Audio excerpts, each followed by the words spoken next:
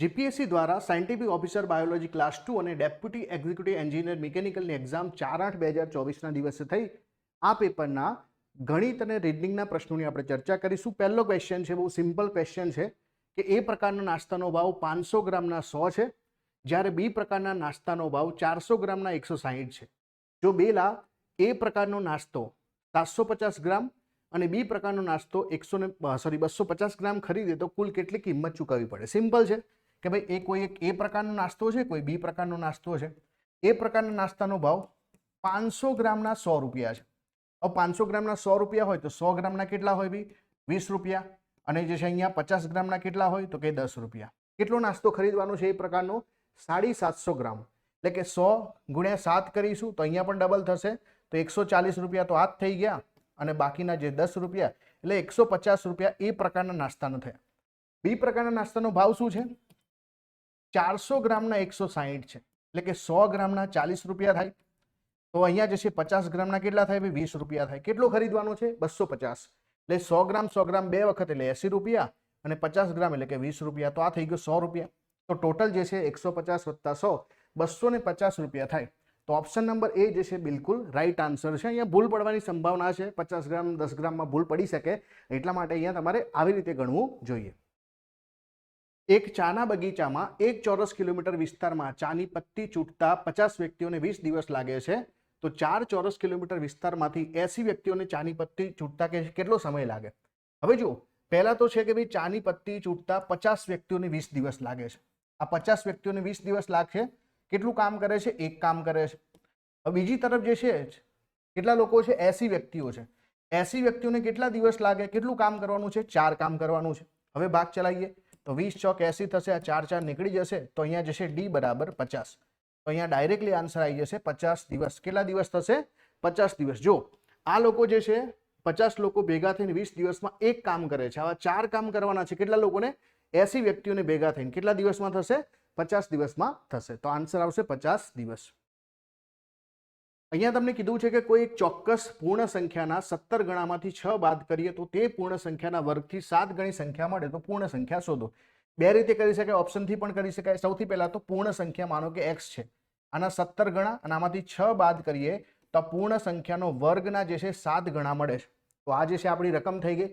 હવે તમે આમાં જેટલા પણ ઓપ્શન આપ્યા છે એની કિંમત મૂકો. પહેલા 2 મૂકી જોઈએ આપણે, તો અહીંયા જે છે કેટલા થશે? 17 દુ 34 થશે, અને 34 માંથી 6 જશે એટલે કેટલા થઈ જશે? અહીંયા 28 થઈ જશે. તો અહીંયા જુઓ 2 નો વર્ગ જે છે 4 અને 7 ચોક 28, તો આપણો જવાબ આવી ગયો 28. બરાબર. આ રીતે પણ કરી શકાય. બીજું એક છે, તમે આ ઇક્વેશનને સોલ્વ કરો કે 7x નો વર્ગ - 17x + 6 બરાબર 0. અહીંયા જે છે 7 × 7 છે, 3 દુ 6 છે, તો એવા ભાગ પાડવાના કે 17 આવે. તો 7x નો વર્ગ અહીંયા જે છે 14 ને 3 17 થશે, -3x + 6 બરાબર 0. તો અહીંયા આપણે 7x કોમન કાઢીએ તો x - 2 માઇનસ જે છે અહીંયા કેટલા કોમન નીકળશે? 3 કોમન નીકળશે. તો અહીંયા x જે છે +2 થઈ જશે, અને અહીંયા જે છે કૌંસ થશે એટલે -2 થઈ જશે 0. તો અહીંયા 7x - 3 બરાબર 0, પણ આપણને પૂર્ણ સંખ્યા કીધી છે તો અપૂર્ણ સંખ્યા છે નહીં, માટે x - 2 બરાબર 0, x = 2. તો આપણો જવાબ આવી જશે 2. તો એટલા માટે આન્સર શું છે? 2 છે. બંને રીતે કરી શકાય, ઓપ્શનથી કરવું બેટર રહેશે. આ બહુ જ ખતરનાક દાખલો છે. સમજવામાં થોડી ભૂલ પડે તો ક્યાંક ને ક્યાંક આડા રસ્તા ચડી જવાય, બાકી સિમ્પલ છે. અહીંયા તમને કીધું છે કે એક્સની ઉંમર જ્યારે એમનો પુત્ર વાયનો જન્મ થયો ત્યારે જે છે ટોટલ 29 વર્ષ હતી, અને જ્યારે એમનો પુત્ર ઝેડનો જન્મ થયો ત્યારે એમની ઉંમર જે છે 57 વર્ષ હતી. હવે શોધવાનું એવું છે કે જ્યારે વાયની ઉંમર જે છે 48 વર્ષ હોય ત્યારે ત્રણેયની ઉંમરનો સરવાળો. હવે આપણે જાણીએ છીએ કે જ્યારે એક્સની અને વાયની ઉંમર જે છે હંમેશા બંને વચ્ચેનો ગેપ જે સરખો રહેશે. તો આ જ્યારે વ્યક્તિ 57 વર્ષનો છે તો આનાથી 29 વર્ષ નાનો આ વ્યક્તિ હશે એટલે 28 થશે. હવે અહીંયા 28 થી 48 એટલે કે 20 વર્ષનો ગેપ, તો 57 થી 20 એડ કરીએ તો 77 થઈ જશે, અને એમનો જે પુત્ર જે છે એ પણ જે છે 20 વર્ષનો થઈ જશે. હવે આ ત્રણેયનો સરવાળો કરીએ તો કેટલો થાય? 8 ને 7 15, વધી પડી 1, 5 7, એટલે કે અહીંયા જે છે કેટલા થઈ જશે? 5 7 અને 2, એટલે કે 145 આપણો આન્સર આવશે. 145 યર્સ, 145 વર્ષ ત્રણેયની ઉંમરનો સરવાળો થશે. આ સરસ મજાનો દાખલો છે કે સરેરાશ વૈશ્વિક તાપમાનમાં દર 10 વર્ષે 2 ડિગ્રીના દરથી વધારો જોવા મળે છે. જો વર્ષ 2002નું સરેરાશ તાપમાન 27.32 ડિગ્રી હોય તો અહીંયા તમારે શોધવાનું છે કે 2024નું સરેરાશ તાપમાન કેટલું હશે. હવે જો અહીંયા શું કીધું છે? 10 વર્ષે જે છે 2 ડિગ્રી વધે છે. તો આનો મતલબ કે 1 વર્ષે જે છે કેટલા ડિગ્રી વધશે? 0.2 ડિગ્રી વધશે. અને આપણે 2000ની સાલથી લઈને 2024 સુધી જવું છે, તો 24 વર્ષમાં કેટલું વધે? તો 24 દુ 48 એટલે કે 4.8 ડિગ્રી સેલ્સિયસ વધશે.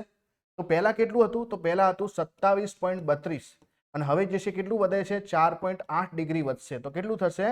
8 ને 3 11 વધી પડી 1, 7 ને 1 8 ને 4 12 વધી પડી 1 એટલે કે 32.12 ડિગ્રી થઈ જશે. તો 32.12 ડિગ્રી જે છે આપણો આન્સર આવશે. 32.12 ડિગ્રી. અહીંયા ધ્યાન શું આપવાનું છે? ધ્યાન એ જ આપવાનું છે કે દર 10 વર્ષે 2 ડિગ્રી વધે છે. તો 1 વર્ષે કેટલું વધે? તો 24 વર્ષમાં કેટલું વધે? તો એ ટોટલ આપણે સરવાળો કરીએ તો 2024નું સરેરાશ તાપમાન 32.12 ડિગ્રી સેલ્સિયસ આપણને જોવા મળશે. આ દાખલામાં આપણે આપણા કોમન સેન્સનો ઉપયોગ ના કરીએ તો 100% જે છે ખોટો આન્સર આવે. જો અહીંયા જે છે અપૂર્વને ઓફિસથી ઘરે પાછા ફરતી વખતે અનુક્રમે 3 રસ્તા, 4 રસ્તા અને 5 રસ્તા ધરાવતા 3 સિગ્નલ પસાર કરવા પડે છે. સિગ્નલ પ્રત્યેક રસ્તા માટે જે છે અનુક્રમે 36, 25 અને 20 સેકન્ડ માટે ખુલે છે. તો અપૂર્વને ઘરે પહોંચતા મહત્તમ કેટલો સમય લાગે? અહીંયા મહત્તમ પણ પૂછી શકે અને લઘુત્તમ પણ પૂછી શકે. હવે મહત્તમની વાત કરીએ. માનો કે તમે જે છે એક બાઇક લઈને નીકળ્યા છો. અહીંયા તમને જે છે 3 રસ્તા જોવા મળે. હવે 3 રસ્તામાં શું છે કે સિગ્નલ જે છે દરેક રસ્તા માટે 36 સેકન્ડ માટે ખુલે છે. હવે તમારે વધુમાં વધુ કેટલી રાહ જોવી પડે? કે પહેલા રસ્તા માટે ખુલે તો 36, બીજા રસ્તા માટે 36, હવે ત્રીજો રસ્તો તમારો છે એટલે તમને તો જવા મળશે. એટલે જ્યારે 3 રસ્તા હોય તો એકચ્યુઅલી તમારે 2 રસ્તા માટે જે છે રાહ જોવી પડે. તો 36 દુને જે છે કેટલા થઈ જશે? 72 સેકન્ડ રાહ જોવી પડે. પછી તમે જ્યારે 4 રસ્તા પર પહોંચ્યા તો એકચ્યુઅલીમાં તમારે 3 રસ્તા માટે રાહ જોવી પડે. તો 3 ગુણ્યા જે છે કેટલા? તો કે 25 સેકન્ડ. તો અહીંયા જે છે 75 સેકન્ડ રાહ જોવી પડે. અને ત્રીજામાં જ્યારે 5 રસ્તા છે ત્યારે તમારે 4 રસ્તા માટે વધુમાં વધુ રાહ જોવી પડે. તો અહીંયા જે છે 4 દુ 8 એટલે 80 સેકન્ડ થઈ જશે. હવે આ ત્રણેયનો આપણે સરવાળો કરીએ તો કેટલો થાય છે? હવે જો આ 72 છે એટલે 1 જે છે મિનિટ અને 12 સેકન્ડ લખી શકાય. આ 75 એટલે કે 1 મિનિટ અને 15 સેકન્ડ.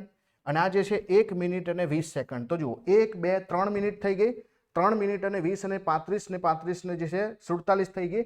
તો 3 મિનિટ અને 47 સેકન્ડ આપણો સાચો આન્સર આવે. હવે ભૂલ ક્યાં પડે? જો તમે એવું લખી નાખો કે ભાઈ 3 રસ્તા માટે જે 36 સેકન્ડ, 4 રસ્તા માટે 25 સેકન્ડ, તો 5 રસ્તા માટે 20 સેકન્ડ, તો જવાબ તમારો 5 મિનિટ 8 સેકન્ડ આવે અને સાચો કરીને આવતા રહો એક્ઝામમાં. તો અહીંયા ખરેખર મિનિમમ જે છે તમારે વધુમાં વધુ કેવી રીતે ગણવાનું? તો વધુમાં વધુ ગણવા માટે તમારે એક રસ્તો તમારા માટે તો ખુલશે ને, તો ત્યાં તમે નીકળી શકશો. એટલે તમારે એટલો ટાઈમ રાહ નહીં જોવી પડે. તો અહીંયા આન્સર શું આવશે? આન્સર આવશે 3 મિનિટ અને 47 સેકન્ડ. એ અને બી કોઈ એક નિશ્ચિત સ્થાનથી પોતાની સફર શરૂ કરે છે. એ તેની ડાબી બાજુએ 2 કિલોમીટર ચાલીને પછી ઉત્તર દિશામાં 3 કિલોમીટર અંતર કાપે છે. જ્યારે બી દક્ષિણ દિશામાં 4 કિલોમીટર ચાલીને ડાબી બાજુએ 2 કિલોમીટર અંતર કાપે છે. તેમના અંતિમ સ્થાન વચ્ચેનું અંતર શોધો.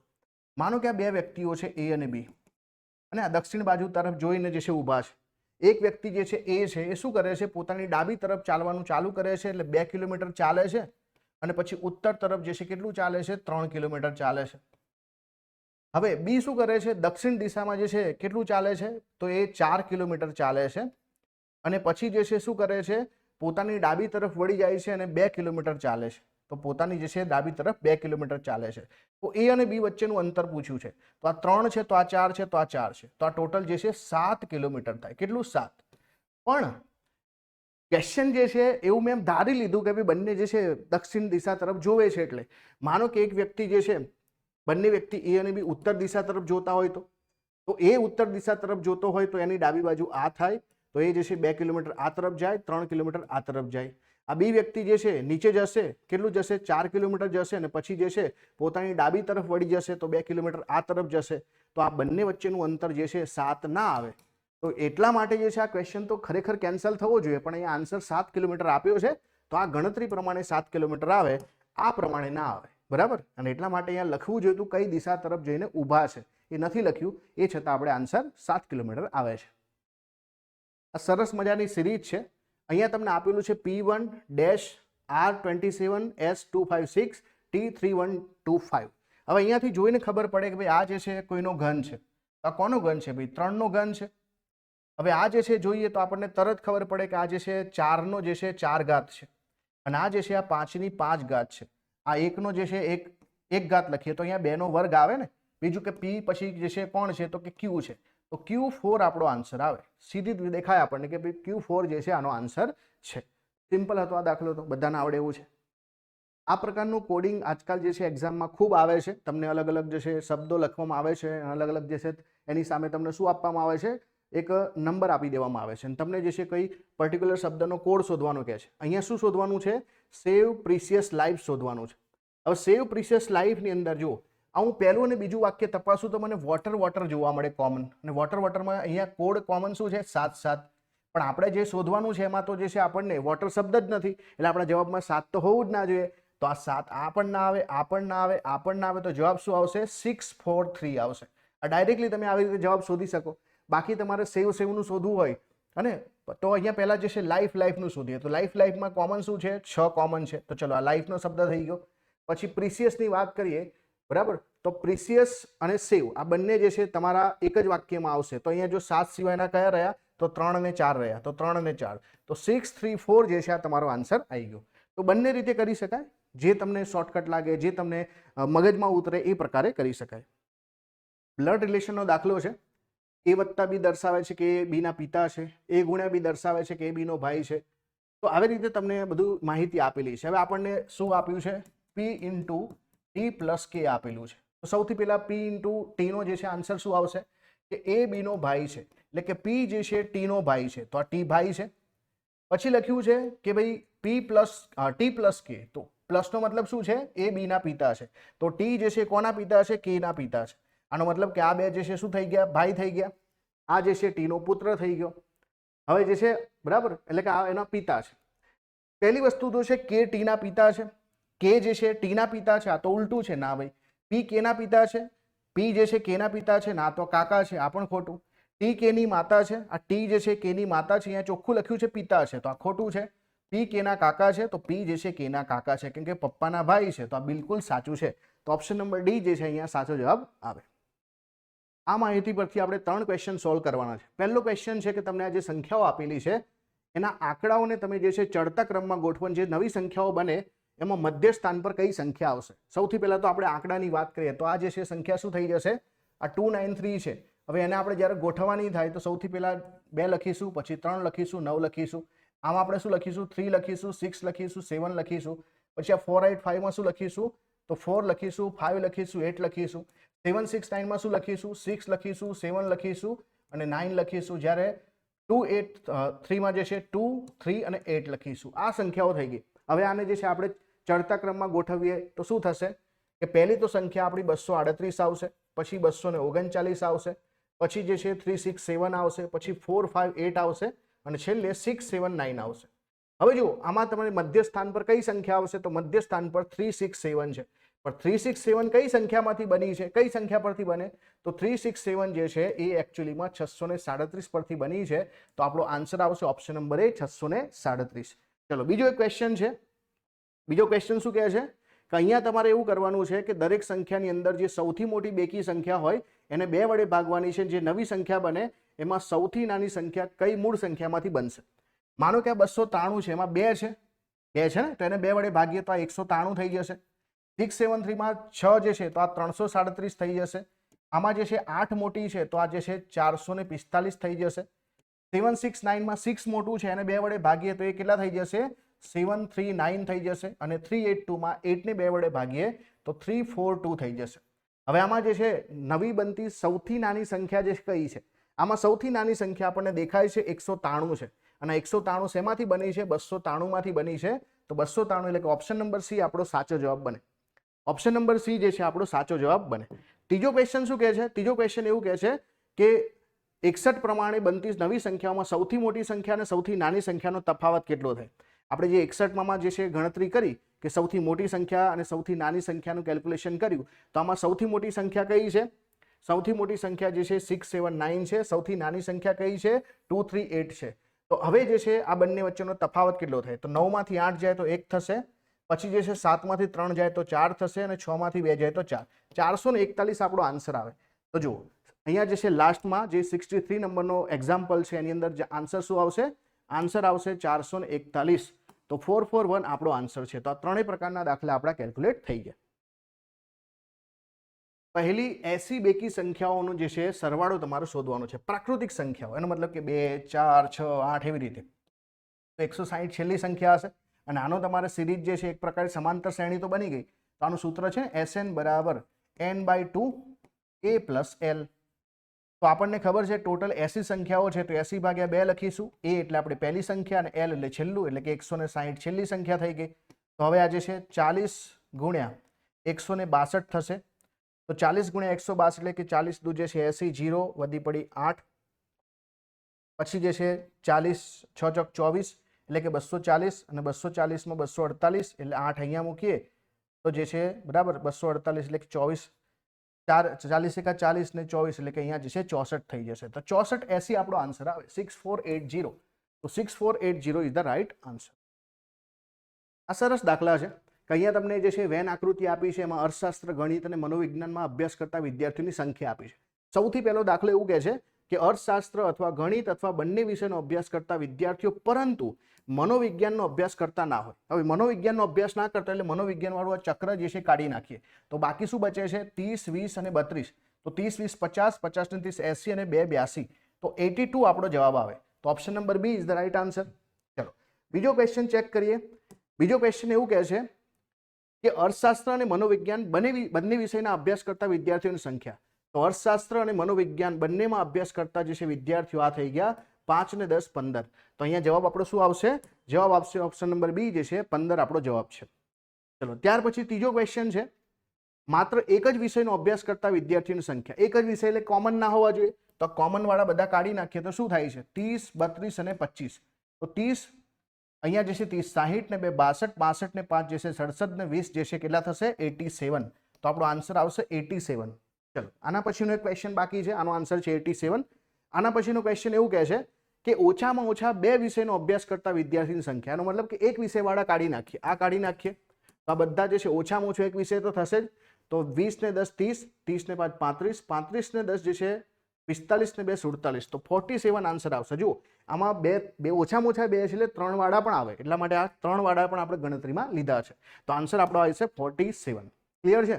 47 આપણો આન્સર છે. તો 4 દાખલા આપણે કેલ્ક્યુલેટ કર્યા. કોઈ પણ 2 સંખ્યા જેનો ગુણાકાર 300 હોય અને ઓછામાં ઓછો તફાવત ધરાવતા હોય એ 2 સંખ્યાઓ શોધો. આ સમજવા જેવું છે કે જ્યારે પણ કોઈ 2 સંખ્યા હોય એનો ગુણાકાર તમને આપી દીધો છે કે ભાઈ આ 300 છે. હવે તમારા બંને સંખ્યા વચ્ચેનો તફાવત જે છે કેવો કરવાનો છે? ઓછો કરવાનો છે.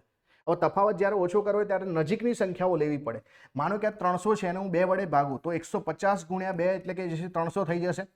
પણ આ બંને વચ્ચેનો ડિફરન્સ તો વધી જશે. તો એના બદલે હું શું કરું? એકને 15 કહી દઉં અને બીજાને 20 કહી દઉં તો પણ ગુણાકાર તો 300 જ થશે. અને આ બંને વચ્ચેનો તફાવત કેટલો થઈ જશે? જુઓ અહીંયા જે છે બંને વચ્ચેનો તફાવત જે છે સૌથી ઓછો થાય. અને હવે તમને આ બંનેનો સરવાળો પૂછ્યો છે તો 20 ને 10 30 ને 5 35 આવશે. તો આ તમારો જવાબ થઈ ગયો 35. તો જ્યારે પણ જે છે તફાવત ઓછો કરવાનો હોય તો સંખ્યાઓ નજીકની લેવી પડે. તફાવત મેક્સિમમ કરવો હોય તો બંને દૂરની સંખ્યાઓ લેવી પડે. કોઈ એક સંખ્યાને 84 વડે ભાગવાથી 28 શેષ વધે છે તો તે સંખ્યાને 14 અને 21 વડે ભાગવાથી અનુક્રમે કેટલી શેષ મળે?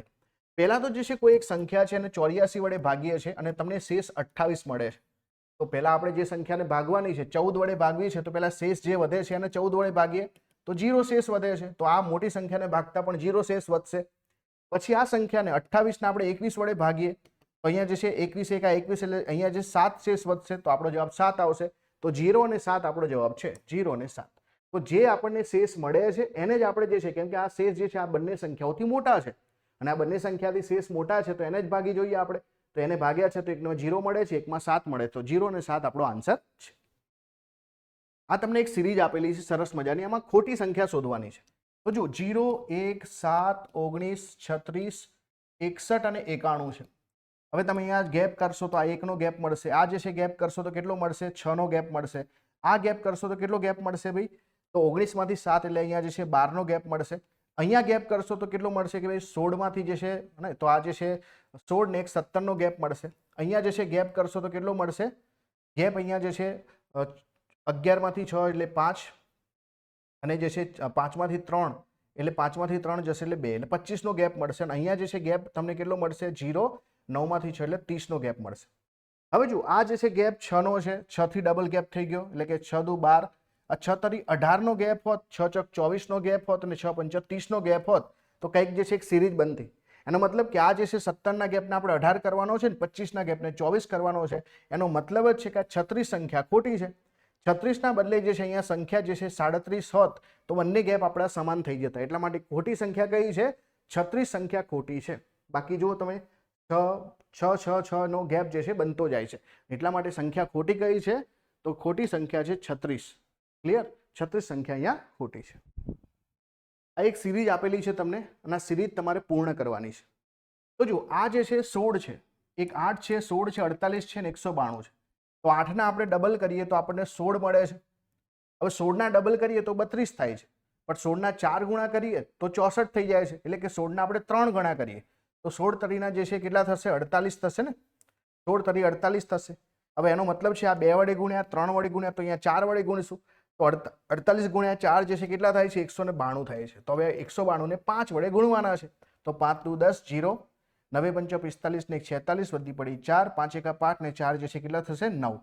તો 960 આપણો આન્સર આવે છે. તો 960 option number she is the right answer. તો પહેલા 2 વડે, પછી 3 વડે, 4 વડે, 5 વડે આ પ્રમાણે શૃંખલા ચાલતી હતી. અહીંયા તમારે ક્વેશ્ચન માર્કની જે છે સ્થાને શું આવશે એવું શોધવાનું છે. પહેલું લોજિક તો આપણે એ લગાવીએ કે 12ના જે છે કેટલા ગણા છે? તો 12 ચોક 48 છે, તો 42 ગુણ્યા 4 આપણો જવાબ કોઈ જગ્યાએ છે ના? આવો કોઈ જવાબ નથી. તો ચલો આપણે 12ના ડબલ કરીએ તો 24 આવશે. તો આ 24ના ઉલટા લખ્યા છે 42. પાછા 24ના ડબલ કરીએ તો 48 જે છે સીધા લખ્યા છે, અને 48ના ડબલ કરીએ તો 96 આવે. તો અહીંયા 96ના ઉલટા લખ્યા હોવા જોઈએ. તો 96ના ઉલટા જે છે કેટલા થશે? 69. તો આપણો જવાબ જે છે 69 આવશે. શું આવશે? Option number B 69. સરસ દાખલો છે. કાવ્યાની નાની બહેન બીજલ રાશિ કરતા મોટી છે. હવે કાવ્યાની નાની બહેન છે તો કાવ્યા તો મોટી જશે. કોના કરતા? તો એની બહેન જે છે બીજલ કરતા. અને આ બીજલ જે છે એ કોના કરતા મોટી છે? રાશિ કરતા મોટી છે.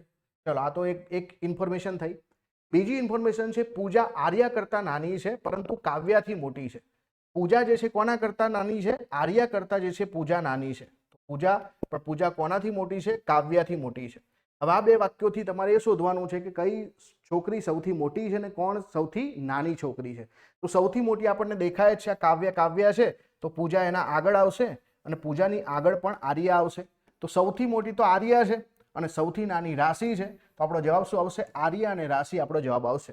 તો option number she is the right answer. સૌથી મોટું અને સૌથી નાનું બંને આપણે શોધી લીધું છે.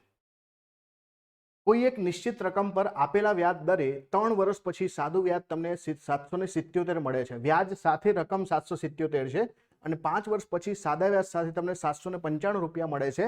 તો મૂળ રકમ શોધો. હવે આપણે જાણીએ છીએ કે સાદા વ્યાજ પર દર વર્ષે વ્યાજ તમને સરખું જ મળે. તો આનો મતલબ છે કે આપણે જે છે 3 વર્ષ પછી આપણને રકમ 777 રૂપિયા મળી છે અને 5 વર્ષ પછી આપણને રકમ 795 મળી છે. તો આ બંને વચ્ચેનો ડિફરન્સ એ 2 વર્ષનું વ્યાજ થાય કે નહીં? આ 2 વર્ષનું વ્યાજ થાય. તો આ કેટલું છે? તો આમાં જે છે તમે જુઓ કે 3 અને 15 18 રૂપિયા વ્યાજ જે છે 2 વર્ષનું છે.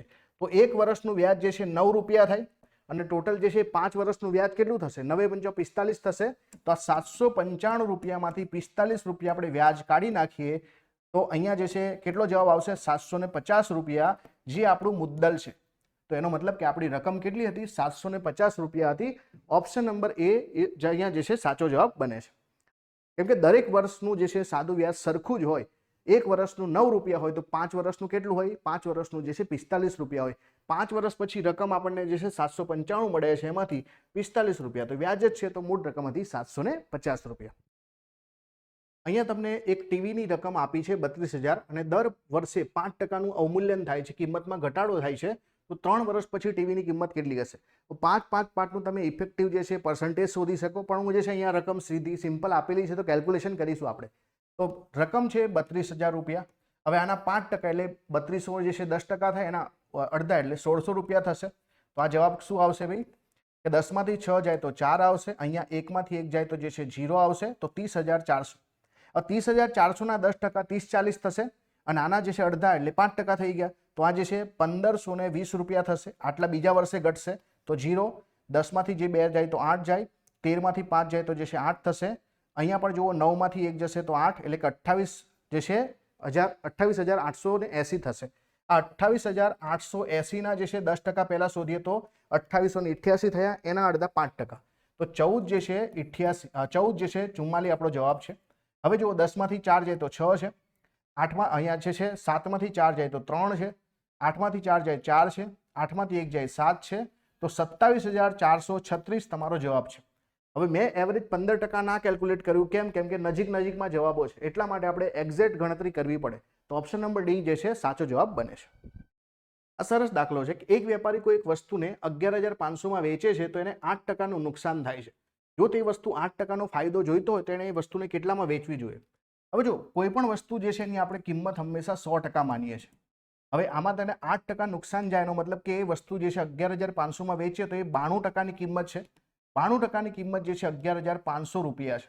હવે તમારે 8% નફો લેવો છે એટલે 100 ઉપર 8 એટલે કે 108% કિંમત તમારે શોધવાની છે. તો આ કેટલી થાય? તો અહીંયા સિમ્પલ જે છે 108 ગુણ્યા ભાગ્યા જે છે 92. હવે અહીંયા ભાગ ચલાવવાની વાત કરીએ તો 23 ભાગ ચાલશે. 23 જે છે ગુણ્યા 4 કરીશું તો 92 આવશે. 23 5 ભાગ ચાલશે તો અહીંયા જે છે કેટલા આવી જશે ભાઈ? અને આ જે છે 23 5 ભાગ ચાલશે તો અહીંયા 500 આવી જશે. હવે જુઓ 4 ભાગ ચલાવીએ તો 4 દુ 8 છે, 2 વધ્યા છે 7 ચોક 28 તો 27 ગુણ્યા 500 આવશે. તો અહીંયા જે છે 2 0 તો આવી જ ગયા અને અહીંયા જે છે 7 પંચા 35 એટલે કે અહીંયા જે છે 13,500 તમારો જવાબ આવશે. કેટલો આવશે? 13,500 તમારો જવાબ છે. તો બસ આ તો સિમ્પલ હતું. આમાં તો ફક્ત જે છે પર્સન્ટેજનો કોન્સેપ્ટ ક્લિયર હોવો જોઈએ. કોઈ એક વસ્તુની પડતર કિંમત તેની વેચાણ કિંમતના 80% હોય તો નફો ટકાવારીમાં શોધો.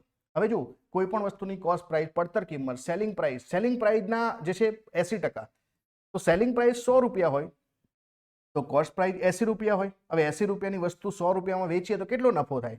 તો 80 એ જે છે 20 રૂપિયાનો નફો થાય ગુણ્યા 100. બરાબર, આ 0 નીકળી જશે. હવે આ જે છે 200 ભાગ્યા 8 કરીએ તો જે છે કેટલો જવાબ આવશે?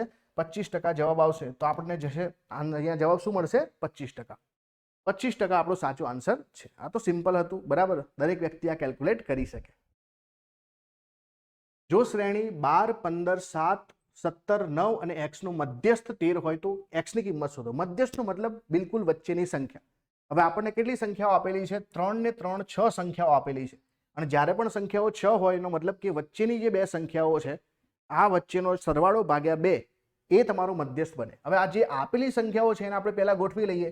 તો પહેલા તો આપણી પાસે જે છે 7 છે, પછી 9 છે, 9 પછી આપણી પાસે જે છે સંખ્યા કેટલી છે ભાઈ? 12 છે, 15 છે અને 17 છે. હવે x ની કિંમત આપણે શોધવાની છે જેથી કરીને મધ્યસ્થ કેટલો થાય? 13 થાય. હવે મધ્યસ્થ 13 કરવો હોય તો ઓબ્વિયસલી છે આપણે સંખ્યાઓને આ 12, 15 ની આસપાસ આ x ને ગોઠવવા પડે. તો માનો કે હું 12 અને x ની સાથે ગણતરી કરું તો આ બેનો જે છે તફાવત અને સરવાળો ભાગ્યા 2 કરીએ અને આપણે 13 જે છે મધ્યસ્થ કરીએ તો આની કિંમત આપણને મળી શકે. તો આ 13 નું 26 થઈ જશે. તો 12 + x બરાબર 26. તો x બરાબર જે છે આપણને શું મળશે? 14 મળશે. તમે x ને જે છે બીજી કોઈ જગ્યા પર મૂક્યો તો જે છે અહીંયા તમારો કોઈ પણ જગ્યાએ મધ્યસ્થ 13 ના થાય. એને તમારે વચ્ચે જ કોઈ જગ્યાએ સેટ કરવો પડે. કાં તો 12 સાથે જે છે ગણતરી કરો, કાં તો 15 સાથે કરો. જવાબ તમારો જે છે બંને જગ્યા પર જે છે 14 આવવો જોઈએ. એટલા માટે અહીંયા 6 સંખ્યાઓ છે તો તમે ક્યાં સેટ કરશો? 12 પછી સેટ કરશો એટલે તમારો જવાબ અહીંયા આવશે 14. તો તમારો x ની કિંમત છે 14.